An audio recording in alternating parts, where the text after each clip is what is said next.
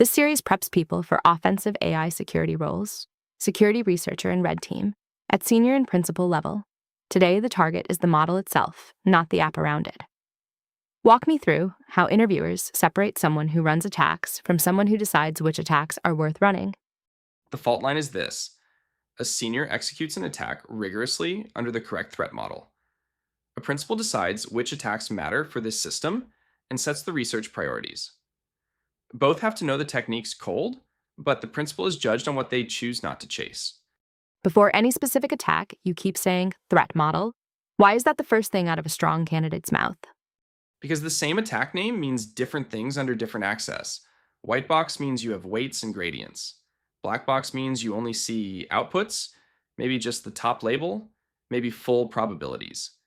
A weak candidate describes an attack with no access assumptions. A strong one states what the attacker observes, can query, and can modify before naming a single technique. Start with model extraction. Stealing the model itself. How does a strong candidate explain it?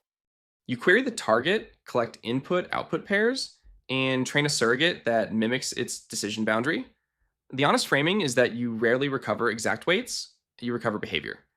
The senior reports query budget and surrogate fidelity. The principal asks the real question: is the threat the lost intellectual property, or is the stolen copy now a cheap lab to develop other attacks offline? Next, model inversion versus membership inference. People blur these. What's the clean distinction? Model inversion reconstructs representative input features for a class. Think recovering a blurry face for a name. Membership inference answers a narrower yes or no. Was this specific record in the training set? They sound similar, but the privacy harm differs. The strong candidate never claims inversion recovers a person's actual photo. It recovers a class typical reconstruction and says so. Membership inference feels academic. When does it actually become severe? On its own, knowing a record was in a generic dataset is weak. It gets severe when membership itself is the secret, a model trained only on patients with one diagnosis, or on a breach corpus. The principal move is to score severity by what membership reveals and to demand a calibrated baseline because attacks that beat random by a hair get oversold constantly.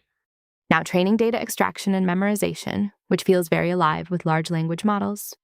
Large models memorize, and you can prompt them to emit verbatim training data, secrets, personal data, sometimes API keys.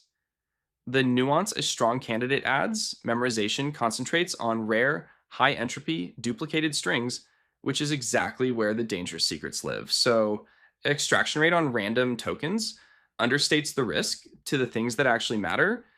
Let's hit the one interviewers love to test: data poisoning versus backdoors. What is the difference precisely?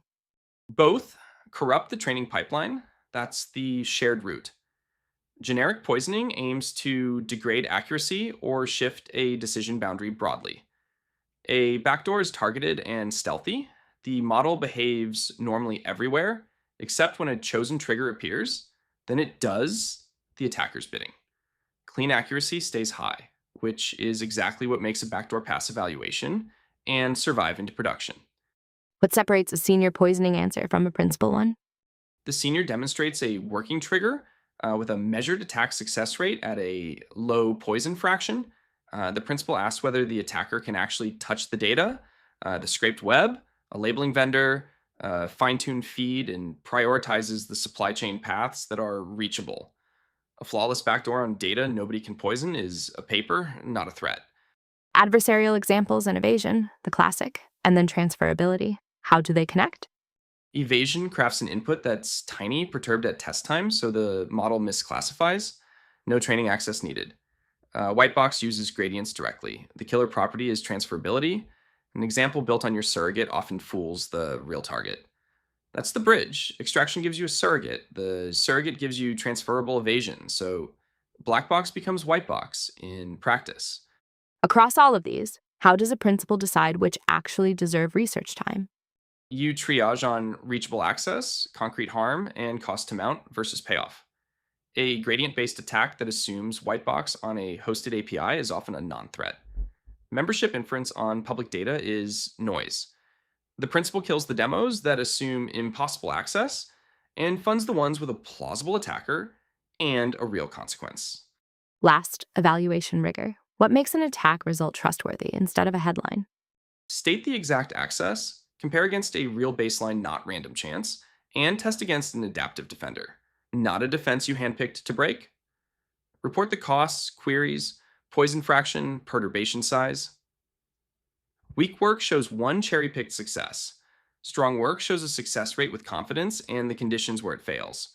So, the takeaway, know every attack, but earn your level by tying each to a real threat model and an honest number. Next episode, the craft of AI security research, turning these attacks into findings people act on.